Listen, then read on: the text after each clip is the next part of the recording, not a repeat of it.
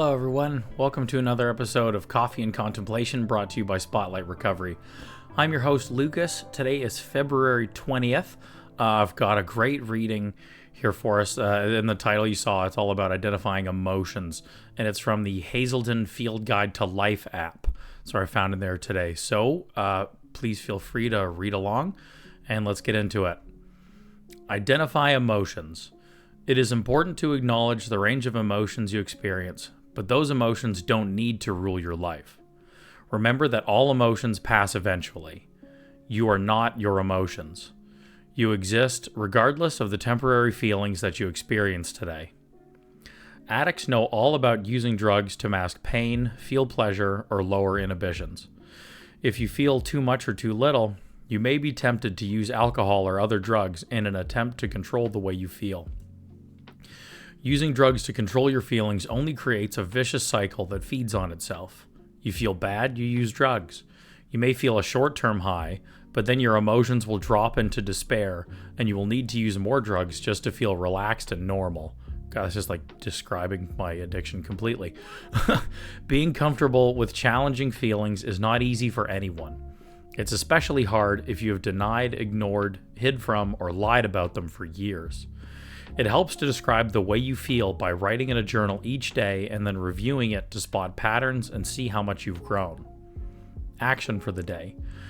Think about the last time you felt anxious, peaceful, excited, or tired, and try to remember when you began to feel better. If you are ready, share this information with a trusted friend, giving them equal time to discuss their feelings.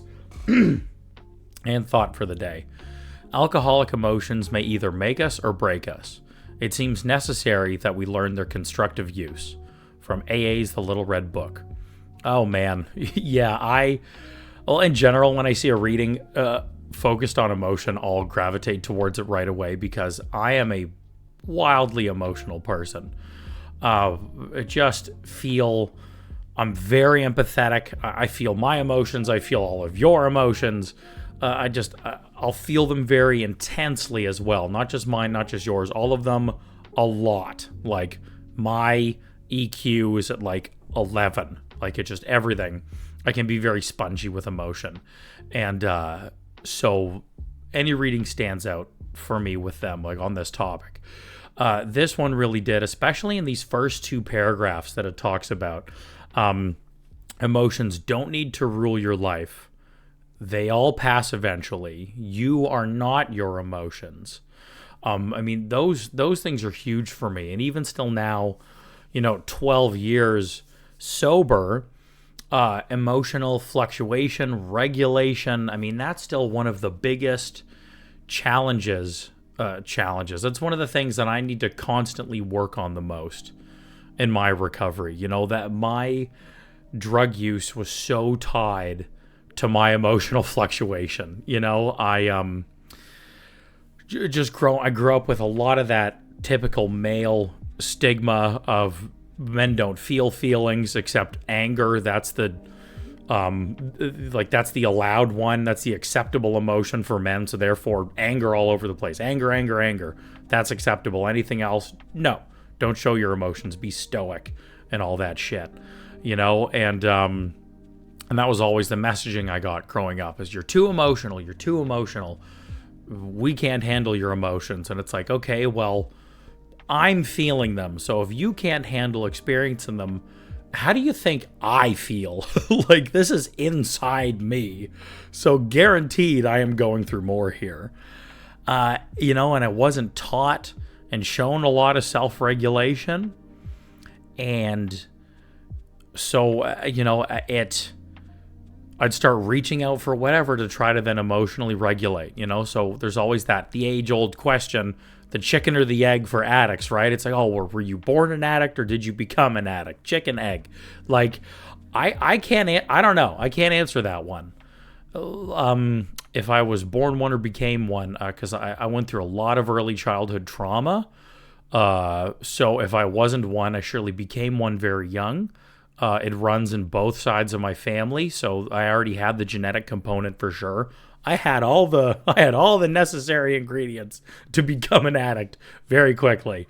But so when I was like 8, it started with food. I was like, okay, I'm whatever the feeling is, it's too much. I can't deal with it. Food, eat.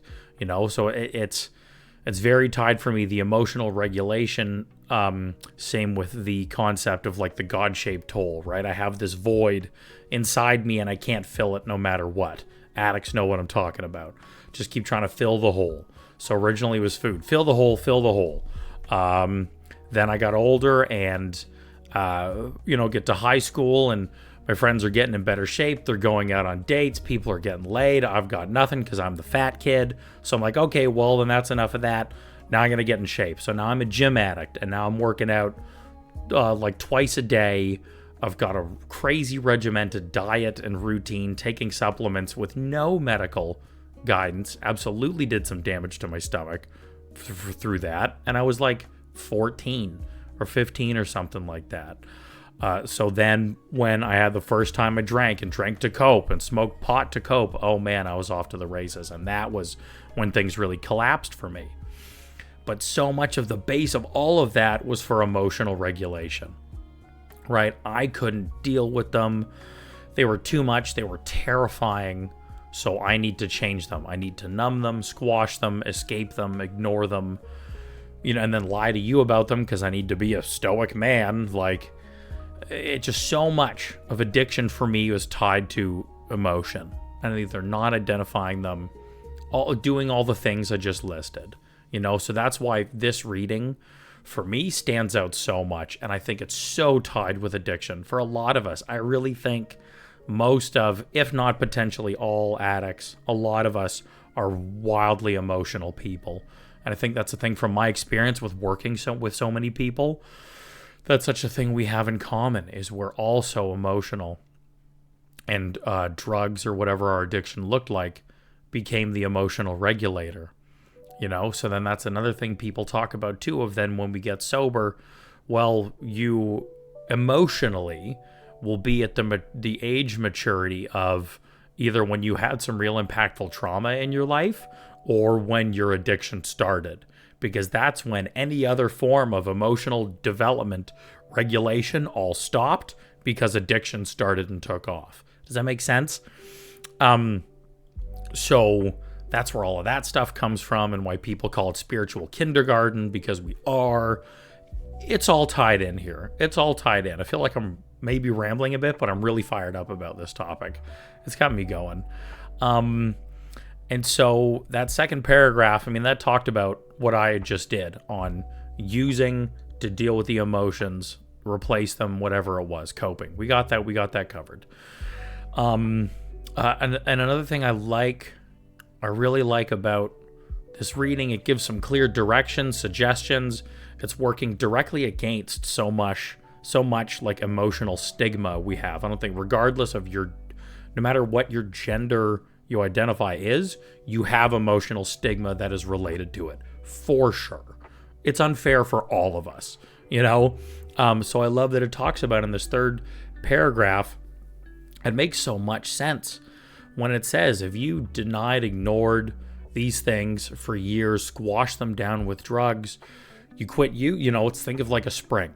And you keep compressing the spring. It's same with your equilibrium too. That's what we talk about post-acute withdrawal. We'll get there another time.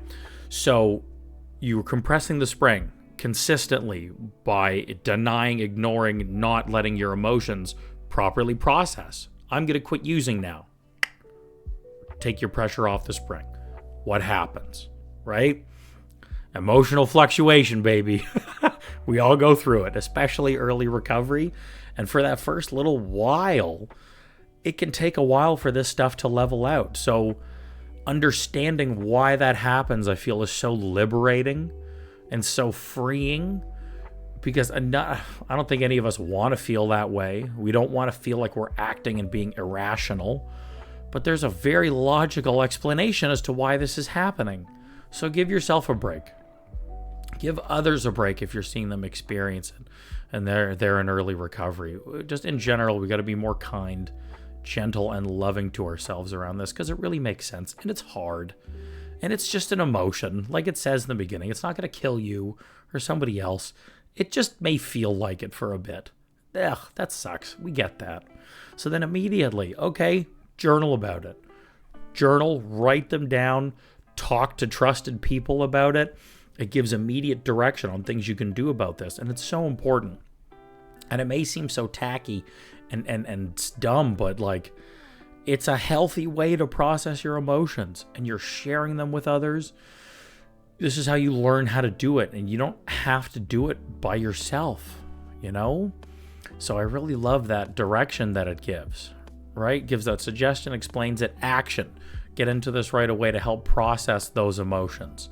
And I like that quote and agree with it a lot too. Thought for the day. Alcoholic emotions may either make us or break us. It seems necessary that we learn their constructive use. I mean, we're going to be emotional no matter what. We're going to have them.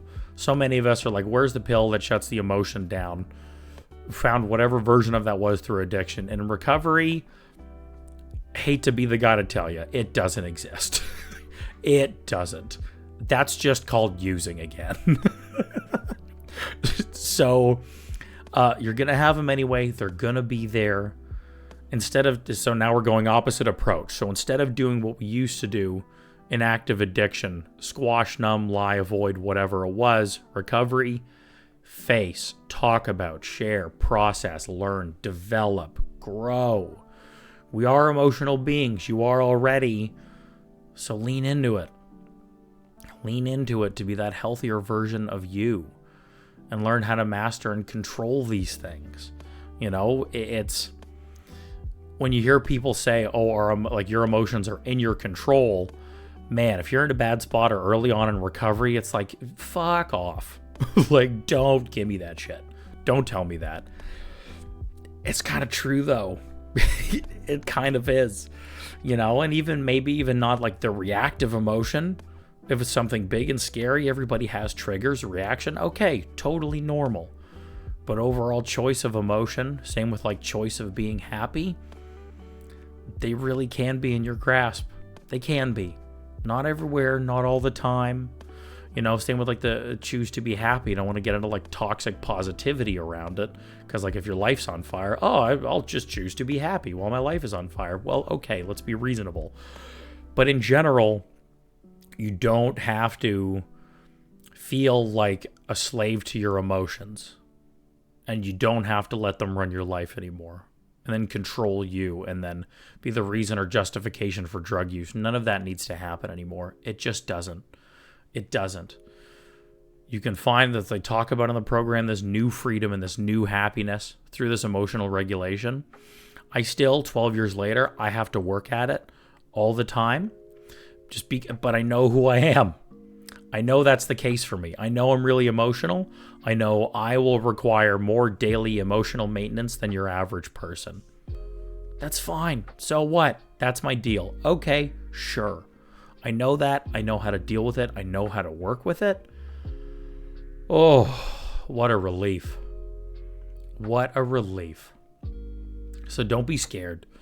Don't be scared of your emotions. Don't be scared of this wave, because you can get through it. As you develop and grow in recovery and build more of a program, learn how to take more care of yourself, these things can mellow and level out. And of course, if not, there's always specialists to go see, assessments to do. I'm not going to say getting sober and recovery solves it all. Absolutely not. Mental health is a wildly complicated thing. But in general, specifically for addiction, there's a lot of progress that can be made, and you can get through it safely, and your life won't look like that every day. Okay? So there we go. That's what stands out for me. That's what's popping out. As you can see, a lot really stands out for me with that one. I like it a lot. I like that topic a lot. So please share in the comments what stands out for you. How do you feel about all of this? Is emotional regulation a challenge for you? Just anything. Please share, contribute. The more you share, the more we have there to be able to help others. And as I always say, it's the whole point of this is to try to be helpful to other people. That's why I do it. I hope that's what your share can do for somebody else too. So please get down in the comments and do it, along with all the rest of the YouTube stuff. Like and subscribe if you're enjoying this content. Share it with others if you feel it may help somebody.